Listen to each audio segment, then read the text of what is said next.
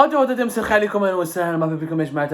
que vous allez bien, j'espère que vous vous portez bien, j'espère que vous passez une belle soirée, entre guillemets, j'espère que vous profitez un petit peu de votre soirée en dépit des problèmes affolants de la période très troublante que nous vivons dans le monde entier. Elle est affolante, elle est troublante, particulièrement dans les pays fragiles comme le nôtre, l'Algérie, où les problèmes socio-économiques et politiques commencent à prendre une dimension très inquiétante.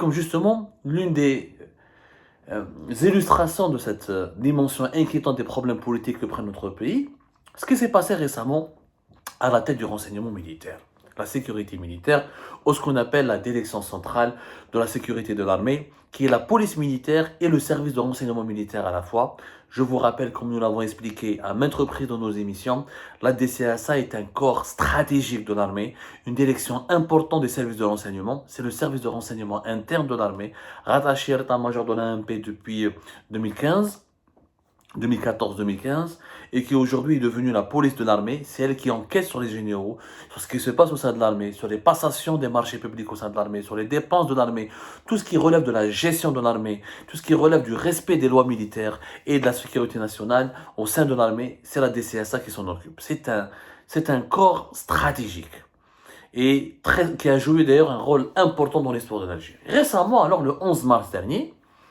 le nouveau patron de la DCSA a été installé, comme il a été révélé préalablement par Algérie Par le général Abdelaziz Nmiouch Chouetar qui a été nommé le 7 septembre 2022 en succédant au général-major Sidi Ali Ould-Zmili. Il a été donc limogé de son poste au début du mois de mars 2023, le 2 mars plus exactement. L'Algérie avait donné cette information.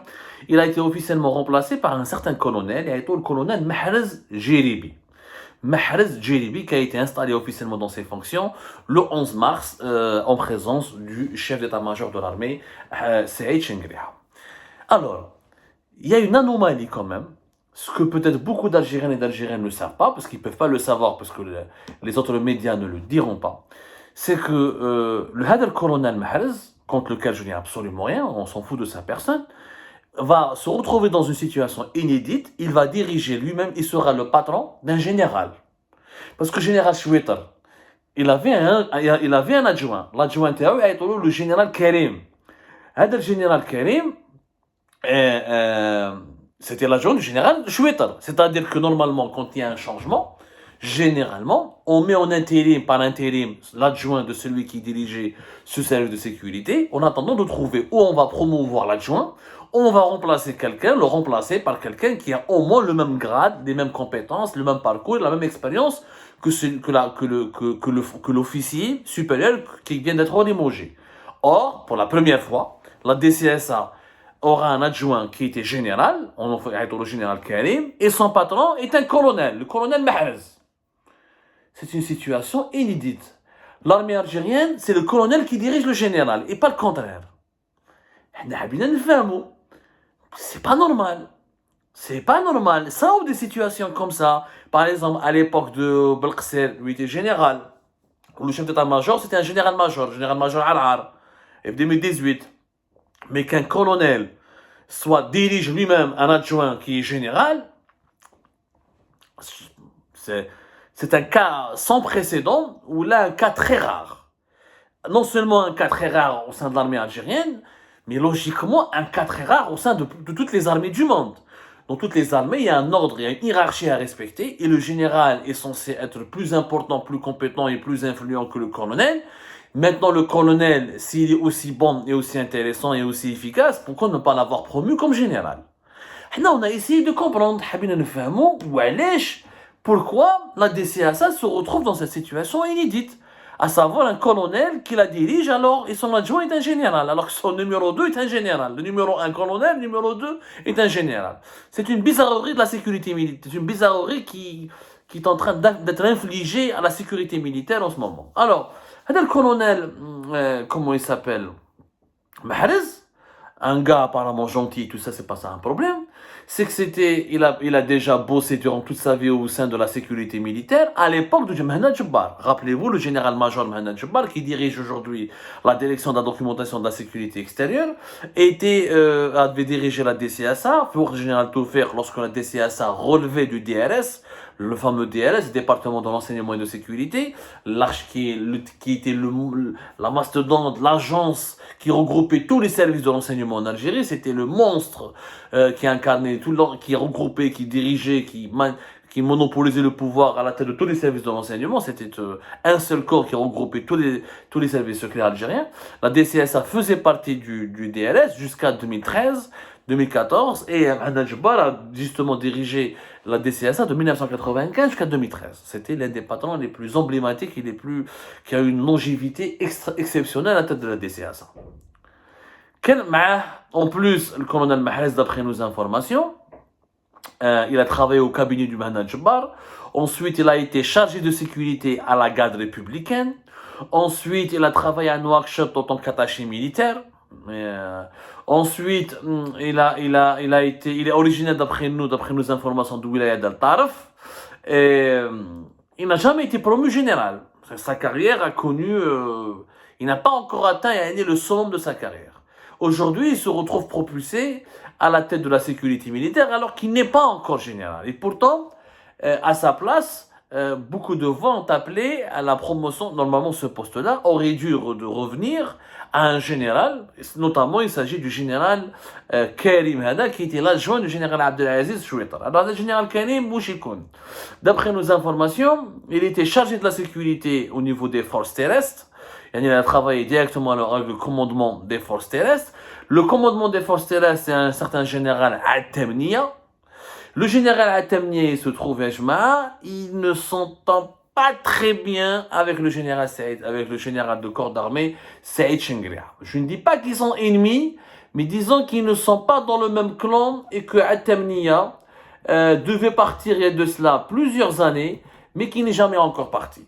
Et qu'il gêne un petit peu Saïd Chengria et qui n'appartient pas réellement, qui n'est pas réellement de son clan. Le général Ammar Atemnia a le même parcours que le général Saïd Chengriha. Saïd Chengriha a dirigé le commandement des forces terrestres et Atemnia, depuis normalement depuis mars 2020, c'est lui qui dirige le commandement des forces terrestres. Il se trouve que le général Atemnia c'est lui qui a remplacé Saïd Chengriha effectivement à ce poste-là le 10 mars 2020 et Chengriha avait occupé ce poste de septembre 2018 jusqu'à 2020, à la suite du limogeage du vieux général Hassan Tafer, qui était en conflit direct avec le chef d'état-major de l'époque, le défunt Ahmed Gaïd Saleh. Ammar Atemnia entretient, selon nos informations, de très bonnes relations avec Tebboune. Très bonnes relations avec Tebboune. Il est très cordial aussi avec Chengriha, mais il n'appartient pas au clan de Chengriha. C'est-à-dire, il faut faire la différence. Beaucoup d'Algériens et d'Algériens ne vont pas comprendre. Oui, Abdou, il s'entend avec Chengriha, mais il ne fait pas partie de son clan. C'est-à-dire que Ammar Atemnia il n'y a pas de relation ce n'est pas Chengriha qui a fait Atemnia.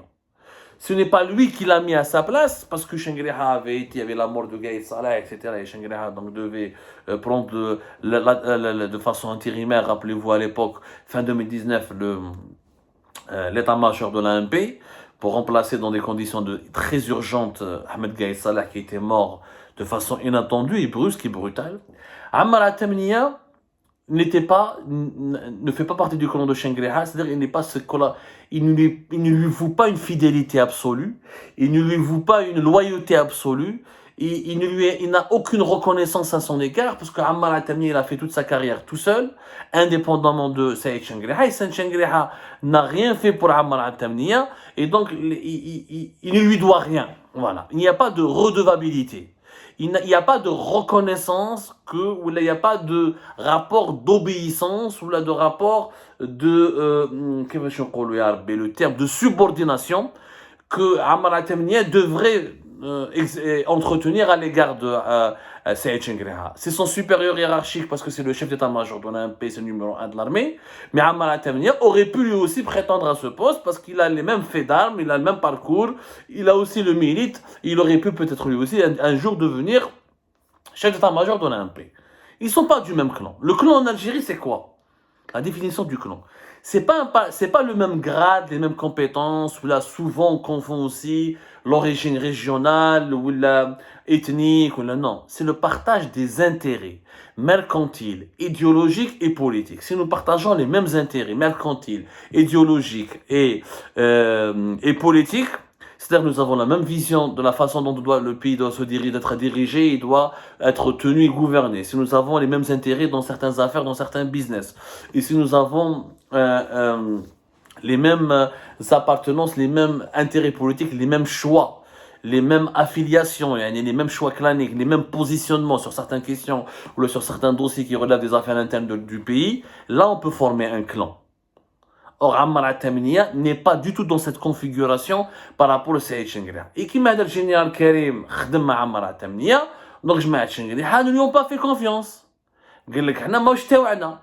Si tu n'es pas de notre clan, tu ne peux pas diriger la DCSA. خلاوها donc خلاوها هكذاك général Karim هذا il a été mis de côté وراحوا جابوا colonel. Au cas, qu'est-ce qu'ils veulent faire? Ils veulent attendre, ils sont obligés d'attendre le 5 juillet 2023 pour que le colonel Mahrez puisse être promu général.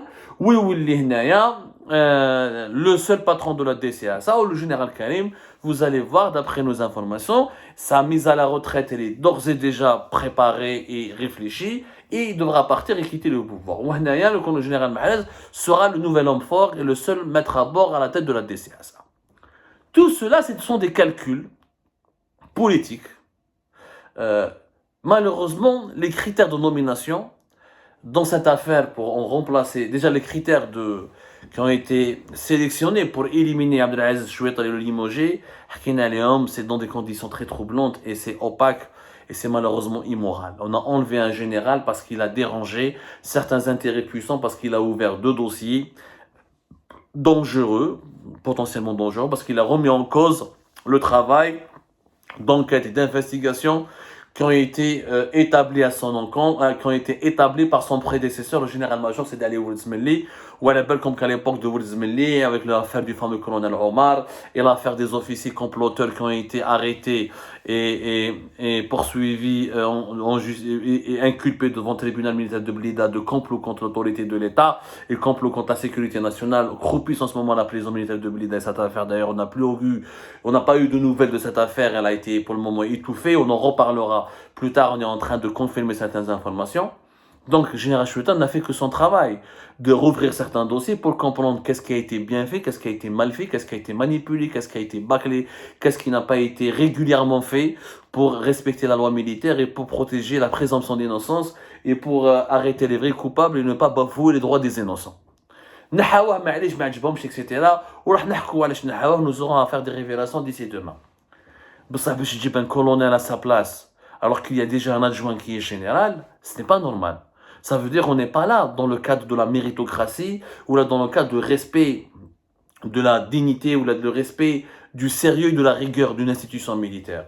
Là, on est en train de faire des calculs politiciens. Parce que le colonel Mahrez, il est issu d'un certain entourage, notamment de celui de Mohamed Jabbar, qui bénéficie de la confiance de l'entourage de Saïd Chengriha, et ben on a décidé de le nommer. Donc il s'agit du critère de la confiance clanique, de la confiance personnelle, mais pas de la méritocratie, de l'incompétence. Ce qui est dommage, parce que ça prouve qu'au sein de notre armée, ce n'est pas aussi homogène, il n'y a pas cette unité sacralisée dans le discours officiel quand on parle de l'armée, ce n'est pas aussi uni, ce n'est pas aussi homogène, il n'y a pas cette cohésion prétendue qui est à chaque fois, sur laquelle on ne tarit pas d'éloge. À chaque fois qu'on parle de l'armée, il y a une armée, il n'y a pas de clan, c'est la seule institution stable, c'est la seule institution qui est unie, c'est la seule institution qui se tient debout. Alors pourquoi, si c'était le cas, pourquoi il y a une quarantaine de généraux et de généraux-majors et d'officiers supérieurs qui sont encore en prison, qui n'ont même pas été encore jugés pour la plupart d'entre eux? C'est bien la question. Et si c'était vrai, pourquoi on affaiblit la DCSA, la sécurité militaire de cette manière, avec de tels procédés qui sont douteux. Parce que c'est douteux, tu enlèves un général, tu ramènes un colonel, alors qu'il y avait déjà un adjoint qui est général, et tu ramènes un colonel qui peut-être n'est pas le meilleur dans son domaine, parce qu'il y avait d'autres officiers qu'on n'avait pas sélectionnés, juste parce qu'ils ils ne bénéficient pas de la confiance du clan de Shengriha, parce qu'ils sont issus de d'autres clans. Donc, dis-moi à quel clan tu appartiens, je te dirai quelle carrière tu peux faire en Algérie, ou là au sein de l'armée algérienne. Ça, c'est très mauvais, Ajma. Nous avons besoin de stabilité, nous avons besoin de rigueur, nous avons besoin de discipline, nous avons besoin d'une gouvernance rationnelle.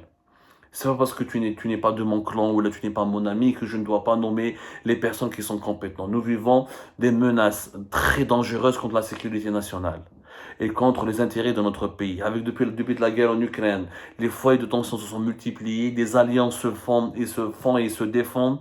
Notre région, le Maghreb et l'Afrique du Nord est particulièrement ciblée par des feuilles de route très impérialistes de plusieurs puissances mondiales et régionales.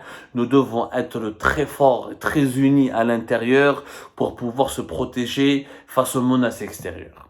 Et de pareilles façons de faire, c'est-à-dire que zigouiller des généraux du jour au lendemain parce qu'ils ont dérangé des intérêts puissants, casser la carrière de d'autres généraux parce qu'ils n'appartiennent pas au clan qui détiennent réellement le plus de pouvoir, l'influence la plus importante, et mettre à leur place des officiers juste parce qu'ils sont les amis et les copains de celles et ceux qui détiennent réellement la plus grosse part du pouvoir, c'est dangereux. Ça prouve que nous ne sommes pas dans un fonctionnement harmonieux, rigoureux, discipliné de l'institution militaire, qui sera celle qui devra protéger le pays si بعيد الشر, si par malheur nous serons confrontés à des menaces protéiformes, aux formes multiples du point de vue militaire et sécuritaire. J'espère que ce message va être bien compris par celles et ceux qui leur est destiné, et je pense que celles et ceux qui sont concernés par cette affaire se reconnaîtront. Des fois, on n'a pas besoin de tout dire pour bien se faire comprendre. Les enquêtes d'Algérie se poursuivent. Que Dieu protège l'Algérie, que Dieu veille sur elle, que Dieu nous conserve son unité et que Dieu garde et protège son peuple.